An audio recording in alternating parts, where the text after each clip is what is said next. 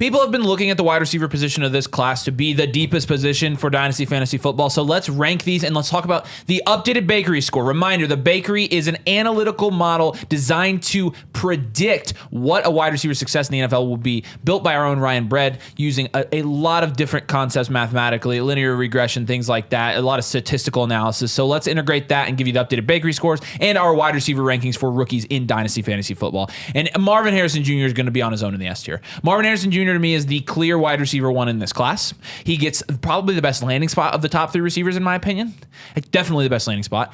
Most volume, good quarterback, other decent weapons. I think Marvin Harrison Jr. is a guy that's going to produce in the NFL right away. So that means he's going to produce in Dynasty right away as well. And so with those two things being true, Marvin Harrison Jr., he belongs in a tier of his own. If you have Marv, congratulations. You got an absolute stud, elite cornerstone asset in Dynasty Fantasy Football. Looking at his Bakery score, he has the highest Bakery score all time. That top tier being Marvin Harrison Jr., Jamar Chase, Malik Neighbors as well, and Justin Jefferson. Now, we just put Marv ahead of Malik Neighbors, even though Malik Neighbors is in this top tier analytically, because Marvin Harrison Jr. got a better landing spot pretty significantly there. Wide receiver score being 12.79. So that's 0.02 higher than Jamar Chase, making him the highest graded receiver prospect in Ryan Bread's Bakery. Shout out to Ryan as well. Ryan created this beautiful mess, and it is awesome. Yep. It's awesome. Yep. Let's go to the A tier now. Yeah, so the A tier, we're not going to get cute here. We've got Neighbors, and we have Rome Odunze.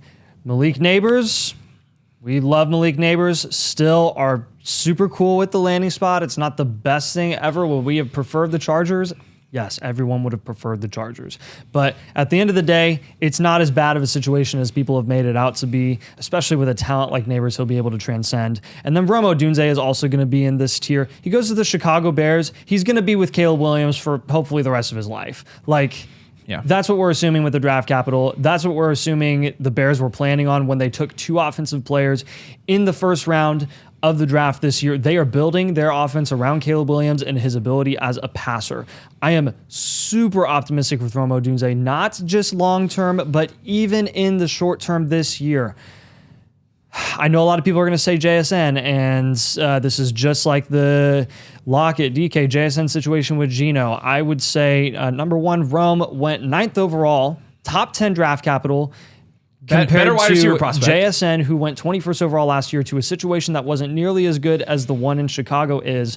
Caleb Williams is going to produce or provide a lot of volume, and Keenan Allen, he's a bridge wide receiver. Maybe he'll be productive for some of the year, but look, at the end of the day, man, I'm betting on Rome Odunze, the talent being able to transcend and to be able to be decently productive this year and maintain his value. And this is a little bit of a shot called because, if from an analytical standpoint from the Bakery, and the wide receiver Bakery is the one that he's worked on the longest. This one's very good. You go from 12.67 to 11.63 in the Bakery. That's a big tier drop off. Yeah. And we're basically calling our shot that Rome Odunze, we still believe that he is right there with Malik Neighbors as one of the top prospects in this draft. But then we have a tier with one player in it, and that's going to be Xavier Worthy. We have been very high on Xavier Worthy through this entire process, and not only did he get the draft capital he needed, he got the best landing spot in the NFL. You let the fastest guy on the freaking planet go play in Kansas City, and that is amazing. Mm-hmm. And so when you give his draft capital update in the Bakery, he actually jumps up into that tier with Rome Odunze and Brian Thomas Jr. as well. And the reason that we put Xavier Worthy in his own tier, because we debated, do we put Brian Thomas in this tier? Do we drop Brian Thomas down? We ended up putting Xavier Worthy in there because we don't really see any scenarios right now in Dynasty where you're taking Brian Thomas over Xavier Worthy.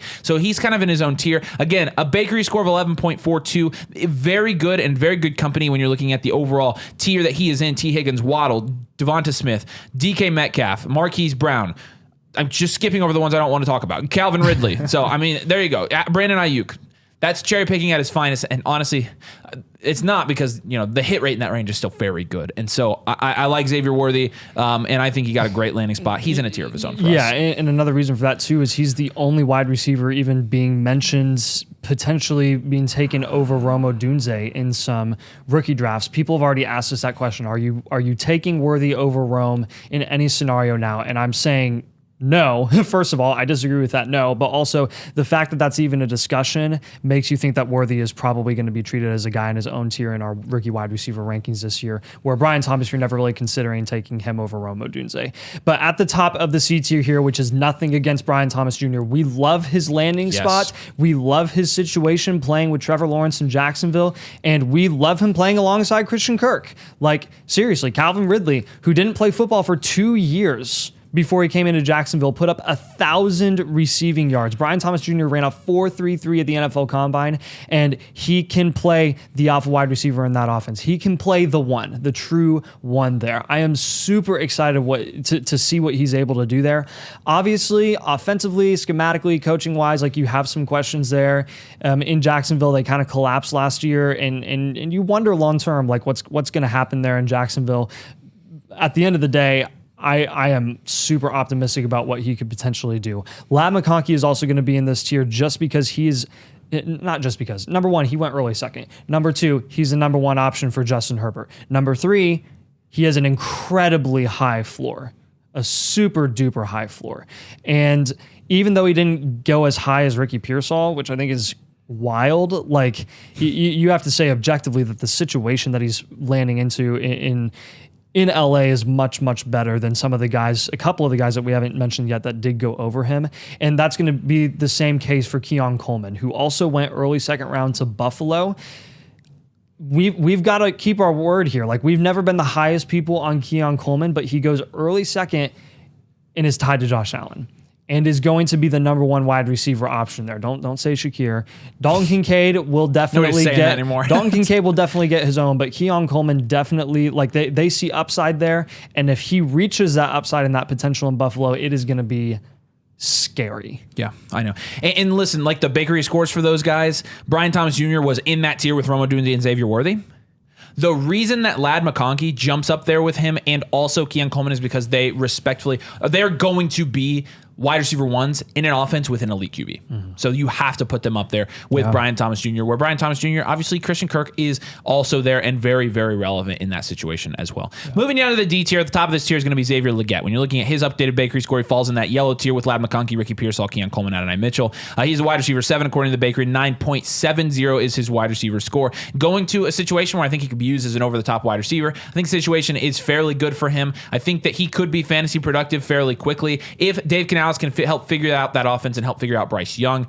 With Xavier Legette, I think he's one of the better values in the second round of Dynasty rookie drafts at the moment. Also in this tier with him is going to be Adonai Mitchell. I'm increasingly high on Adonai Mitchell the more I talk about his landing spot. He is the wide receiver 10, though, behind Ricky Pearsall, Keon Coleman, Xavier Legette, and Ladd McConkey. 9.48. So again, all the same tier in the bakery, so it's fairly marginal. One thing that really does bring down his bakery score is his yards per route run. And we talked about this a couple times, but Ryan, who is the creator of this, brought up to me that his yards per route run is kind of skewed in college based on how he was used and how inefficient he was used in that offense. And so really, if you were to even adjust that a little bit higher, I think Adonai Mitchell would probably jump a couple of these guys. I'm actually going to ask Ryan to run that simulation because I'm curious to see. But at the same time, Adonai Mitchell in this tier with these guys, I think he could be used as an over-the-top threat for Indianapolis. I think Shane Steichen is going to use him beautifully. He needs to develop. He needs to obviously answer the questions about his work ethic or whatever. I think personally he's going to be fine. I love the fit. I love anybody in a Shane Steichen offense, honestly. And then Ricky Pearsall. And Ricky Pearsall, same tier. Better draft capital than Adonai Mitchell. So if you want to say Ricky Pearsall over Mitchell, same tier. That you can do that. Mm-hmm. And Ricky Pearsall, honestly, is the guy that has a higher bakery score by 6/100ths of a point than Adonai Mitchell. So it's fairly marginal there. So really the decider was the draft capital. But I mean, yeah. But again, a good bakery score. He got brought up a lot. He's the wide receiver 8 in the bakery. He's a guy that right now, though, is the wide receiver 3 on his team. And when you're looking at Adonai Mitchell and looking at Ricky Pearsall, I think Adonai Mitchell has a more clear path to immediate target and some production in the Colts offense because Josh Downs is not a super dominant wide receiver 2 like an Ayuk or Debo. And then also you don't have a George Kittle in that Indianapolis offense, leaving just a little bit more opportunity for Adonai Mitchell to produce over Ricky Pearsall, at least short term. We're not gonna rank Ricky Pearsall yet like you've traded one of those receivers because that would be pretty irresponsible if they end up not trading them and then we look like we would essentially have put our foot in our mouth. So a good tier though here. A solid wide receiver prospects here in the D tier. So yeah, and in the F tier, it's still really, really good. We got Corley at the top here going to the Jets. Look, this is a type of player that Rodgers hasn't had in a while, last I checked, and that the Jets didn't have last year when Rodgers went down with the injury 4 plays into the first game of the season. Like, this is going to be a really, really solid, not just option for Rodgers in the passing game, but a security blanket as well. Like, there are still, even though the Jets have been working on building up their offensive line like they didn't do last year, which cost them big time, there's still some questions there, and there's a lot of development that they're going to have to work on with the rookie offensive tackle that they took in the first round this year. And if Rodgers is under pressure, there's no other guy I'd want to just dump the ball off to than Malachi Corley because of his yak ability. Like, he is the number one guy you can count on to make something out of nothing because of his speed, because of just the type of player that he was in college. Some people have comped him to like a smaller Debo, and I see it with the yak. I think it's fun, and I think he'll serve as a very, very great asset for the Jets this season and would be a big reason for their success if they were to make a run in the playoffs. We are also going to have Jalen Polk here, and Jalen Polk is the last guy that went early second. That is a tier below the other guys that went in the second round, late first. And this is purely because we just don't really know who's going to end up being the top option in New England because, like, number one, it's a new coaching staff. We don't really know how they're going to develop their players. We don't know how much they're going to give Polk an opportunity over a guy like Javon Baker, who they took in the 4th round, who we also like as a prospect, who was also productive in college. And he may be given the same opportunity to produce, and he could end up being the guy there. I think there's enough risk, enough possibilities there where Polk is going to be in this tier and not up there with Leggett, Mitchell, and Pearsall. But at the end of the day, we still think he's solid as a talent. We still like the situation, and there's definitely volume there. Definitely available volume, especially with Drake May being in that offense now. Yeah. Troy Franklin, this is kind of the shot called here, and this is really thanks to Ryan's Bakery score. Like, even with Troy Franklin getting 4th round, day 3 draft capital, he still scores pretty high. I mean, he's in that tier with Keon Coleman, Adonai Mitchell, Pearsall, Leggett, McConkey with the 4th round draft capital. That's impressive, and that's just a testament to his production profile in college. And you put that on top of the fact that he's being reunited with Bo Nix. There's already a pre-established connection there, and really not much competition in the wide receiver room in Denver. I think there's plenty of opportunity for Franklin there to produce, and he could absolutely defy odds.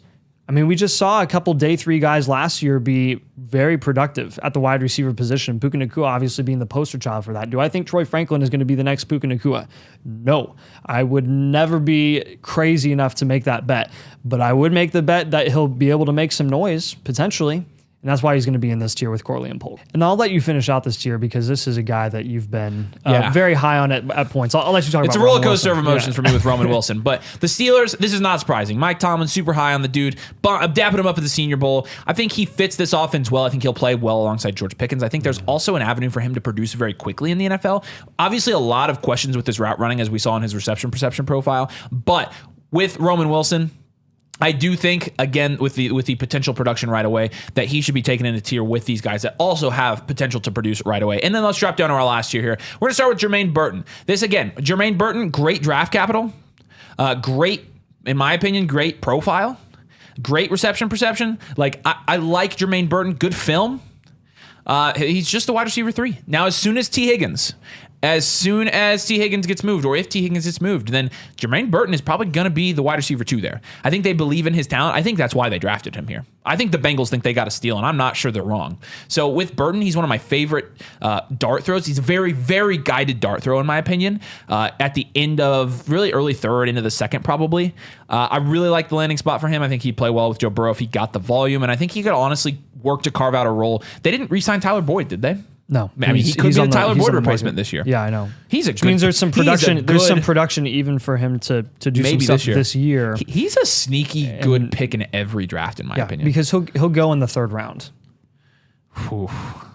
And I've got 3 of those. Yeah, you do have 3 of those. We're doing a rookie mock draft right after this. That video's already been posted. And then Javon Baker. I think Javon Baker could contend for wide receiver 1 in New England. We like his profile. Obviously, the draft capital wasn't great. Jalen McMillan's going to be next. Jalen McMillan, well, he was 3rd round draft capital, right? Yes, Jalen McMillan. I mean, so he has better draft capital than these guys. The problem is with Jalen McMillan, I don't see a ton of potential production up front. That could be proven wrong. When you're looking at Jalen McMillan and where he falls in the bakery, he's the top of that tier after Troy Franklin. So really, you could make a good argument for him to be moved up here. But all of these guys are really in this next orange tier. And he's, again, 8.84. So he's a pretty big drop off after Troy Franklin. But at the same time, it will be interesting to see where he ends up from a production standpoint after this year. I think he's also a decent dart throw. And then Luke McCaffrey is going to be last tier for us. Luke McCaffrey also in that tier, 8.21 bakery score. Obviously, going to the Commanders is going to be whether or not Jahan Dotson continues to improve and carve out a role there, or if he can eat into that a little bit, Luke McCaffrey.